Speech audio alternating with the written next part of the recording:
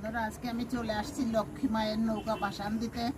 আমাদের ধারণা যে লক্ষ্মী মায়ের নৌকায় ভাসান দিয়ে দিতে হয় এবং 1 বছর পরে মা আবার এই নৌকা ভর্তি করে ধন সম্পদ নিয়ে ফিরে আসে। এখন আমি এই জলে ভাসান দিয়ে দেব। আর যে গুলা দেওয়া থাকে মাঝখানে, এই গুলাগুলো তুলে আমরা ঘরে রেখে দিই 1 বছর পর্যন্ত। এখন আমি জলে ভাসিয়ে দেব মায়ের এই নৌকা।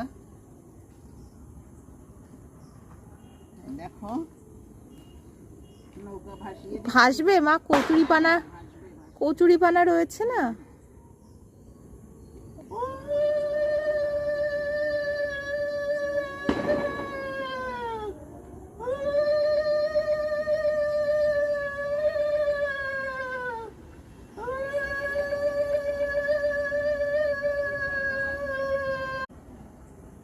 মায়ের নৌকা তুমি চলে যাও বাণিজ্য করতে, আবার 1 বছর পরে তুমি ফিরে এসো ধন সম্পদ ভর্তি করে নিয়ে আমার সংসারে।